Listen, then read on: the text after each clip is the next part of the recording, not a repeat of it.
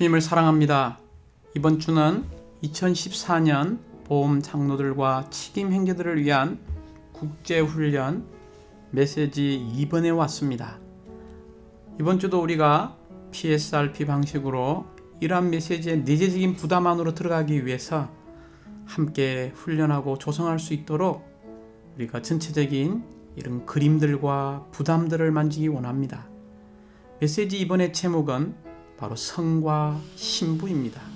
즉, 새 예루살렘은 하나의 성이요 또한 신부라는 것입니다. 먼저 우리가 성은 바로 왕국입니다.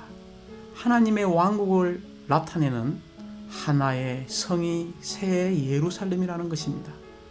각지 지방교회는 하나님께서 다스리는 권위가 있는 성이 되어야 한다는 것이 이 메시지의 첫 번째 부담입니다. 두 번째는 우리가 주님을 생명으로 취할 뿐만이 아니라 더더욱 주님을 머리로 취하는 실제가 있는 개인적인 그리스도인의 생활이 있을 뿐만이 아니라 단체적인 교회 생활이 있어야 한다는 것입니다.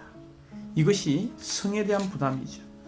두 번째, 우리는 이 성이 되기 위해서 또 한 면에서 우리는 신부로 예비되어질 필요가 있고 신부로 준비되어질 필요가 있습니다. 이것이 로마자 2번의 부담이죠. 어떻게 우리가 신부로 준비되어지고 예비되어질 수 있습니까? 이런 4단계의 방면들을 우리가 보게 될 것입니다. 먼저 계시록 21장 2절에서는 또 내가 보니 거룩한 성 새 예루살렘이 하늘에서 하나님에게서 내려오는데 남편을 위하여 단장한 신부로 준비되어 있었습니다 라고 말하고 있습니다. 여기에 먼저 새 예루살렘이 거룩한 바로 성인 것을 우리에게 말해주고 있습니다. 그리고 뒤에는 남편을 위해 단장한 신부로 준비되었다라고 말하고 있습니다. 그러므로 여기에 있는 성과 신부는 사실 다른 것이 아니라 같은 것입니다. 우리가 에베소서에 보면 바로 신부 군대죠. 이와 마찬가지로 주님의 만족을 위해서는 신부이지만 대적을 향해서는 바로 우리가 군대가 되는 것입니다. 이와 마찬가지로 우리가 이러한 거룩한 성, 그분의 왕국이 되려면 우리는 반드시 그리스도를 위하여 단장한 신부로 준비될 필요가 있습니다. 먼저 로마자 1번을 보면 내가 보니 거룩한 성 새 예루살렘이, 조금 전에 읽었던 말씀이죠. 바로 거룩한 여기에 성이라는 단어를 기억할 필요가 있습니다. A번, 이 A번은 왕국과 이러한 성의 관계를 잘 설명해 주고 있습니다. 새 예루살렘은 하나님의 왕국을 나타내는 하나의 성입니다. 그러므로 성의 의미는 권위를 행사하기 위한 중심으로서 성은 바로 하나님의 왕국을 상징하고 있습니다. 여기서 우리는 집인 교회와 성인 교회의 차이점을 알 필요가 있습니다. 이 집인 교회는 바로 하나님의 가정으로서 하나님께서 거하시는 곳을 말하고 있습니다. 성인 교회는 하나님의 왕국으로서 하나님께서 통치하시는 곳입니다. 집의 강조점은 바로 거하는 것이고 성의 강조점은 바로 통치하는 것입니다. 두 번째, 이 집인 교회는 바로 생명이신 그리스도를 말하고 있다면 성인 교회는 머리이신 그리스도를 말하고 있습니다. 즉, 집은 생명을 강조하고 성은 머리를 강조하고 있습니다. 그러므로 우리는 그리스도께서 나의 생명이실 뿐만이 아니라 나의 머리이심을 깨달을 때에 우리는 바로 교회인 집이 될 뿐만이 아니라 성인 교회가 될 것입니다. B번은 왕국과 이제 교회의 관계를 보여주고 있습니다. 특별히 마태복음 4장 23절을 읽어볼 때에 성경은 먼저 왕국을 제시한 이후에 그 이후에 마태복음 16장 18절부터 19절에 보면 교회를 제시한 것을 볼 수 있습니다. 즉 왕국이 임할 때에 교회가 산출되는 것을 우리에게 보여주고 있습니다. 이런 하나님의 생명이 곧 하나님의 왕국이라는 것입니다.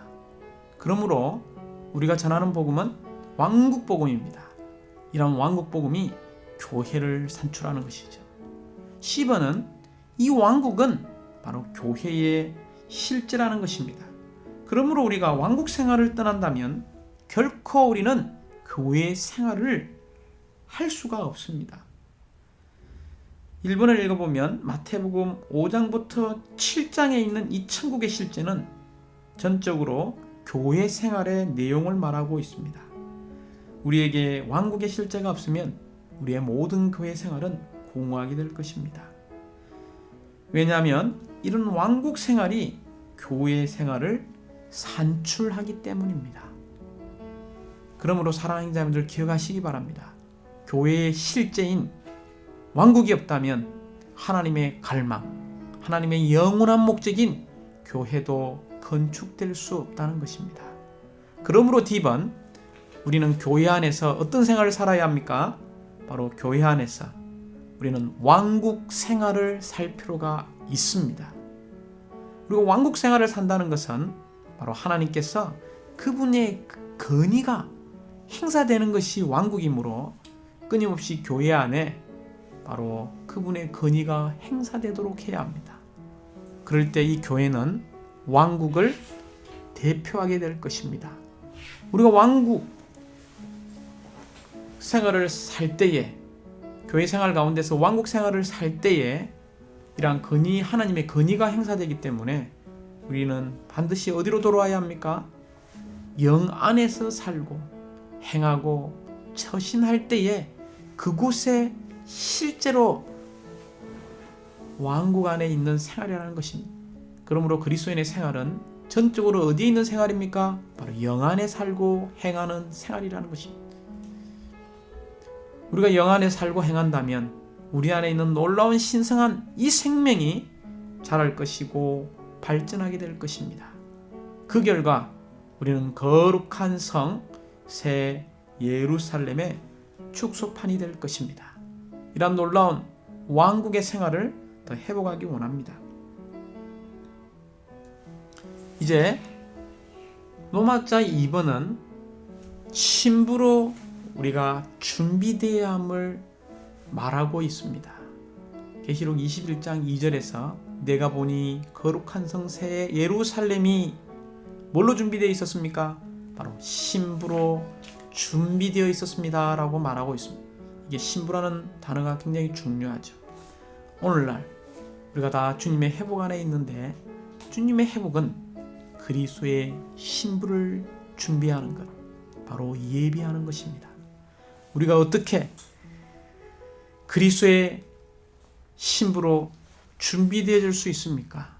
우리에게는 네 방면이 필요합니다. 첫 번째, B번에 나오는 것처럼 신성한 생명 안에서 반드시 성숙되어야 합니다. 예, 성숙이라는 단어를 기억하시기 바랍니다.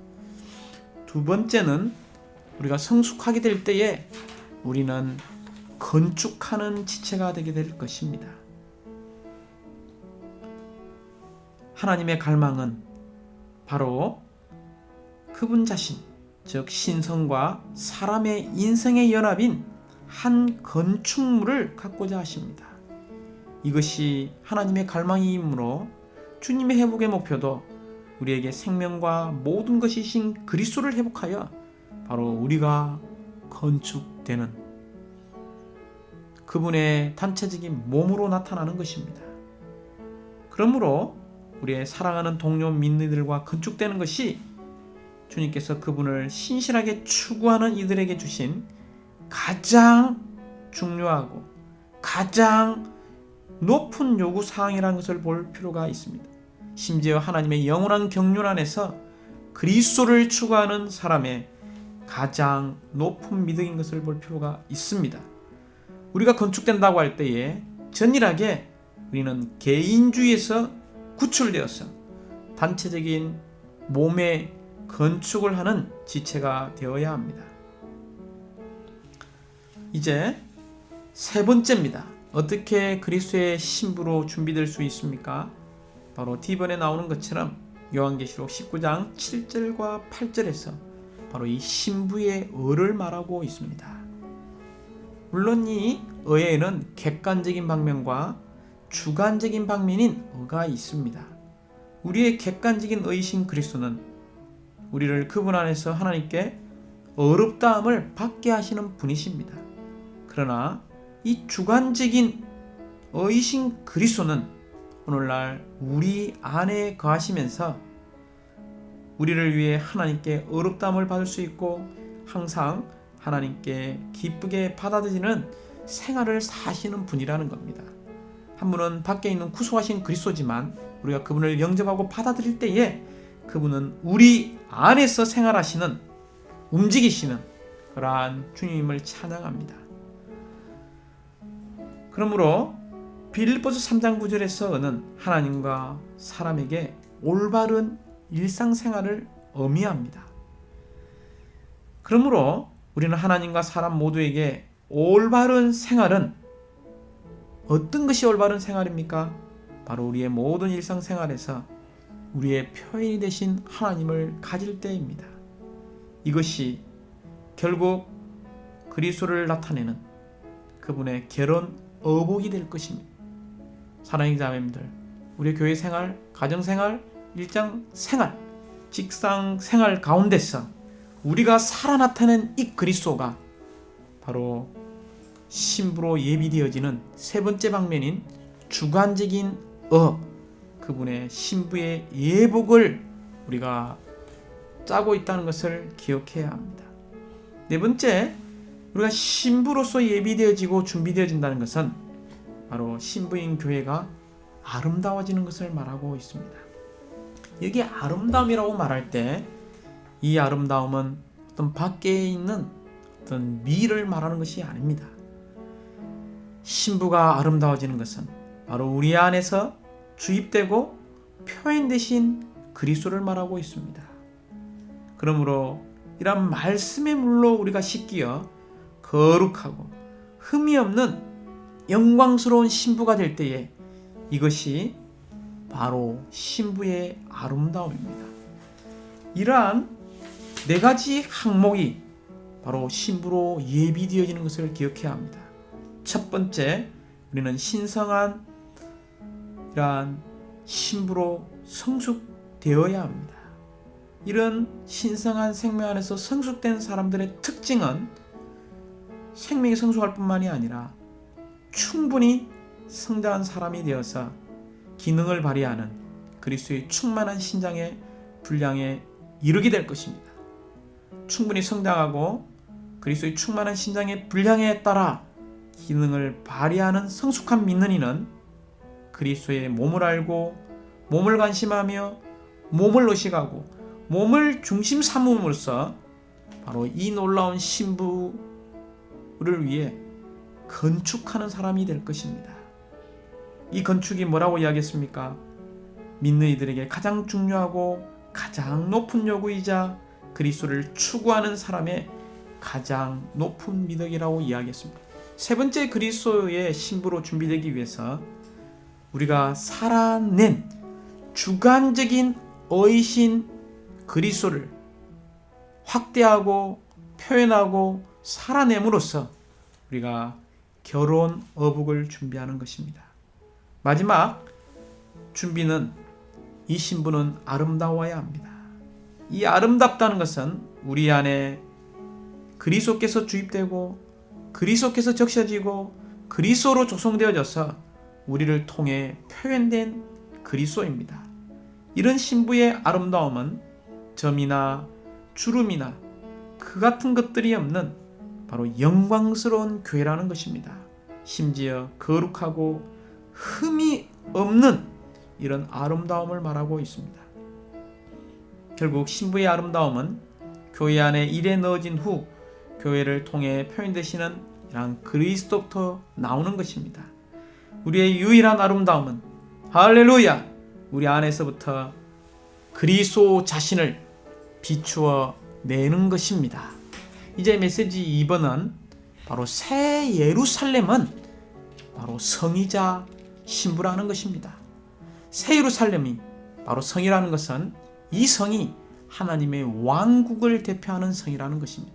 이 뜻은 모든 지방교회들이 실제로 한 성이 되어야 하고 또한 하나님의 왕국이 되어야 한다는 뜻입니다. 하나님의 왕국 안에서 모든 것은 조직적인 질서가 아니라 유기적인 질서 안에 있습니다. 우리가 회복 안에 생활할 때 조직이 없고 모든 것이 유기적이죠. 그렇다고 해서 우리가 함부로 이러한 하나님의 왕국의 질서를 우리가 파괴할 수는 없습니다. 우리는 반드시 모든 것에 유기적인 질서가 있다는 것을 기억해야 하고 이런 유기적인 질서 안에서 이런 하나님을 대표하는 성인, 교회 생활을 더 회복하기 원합니다. 두 번째, 여기에 있는 성이 되려면 우리는 반드시 신부로 먼저 예비되어져야 합니다.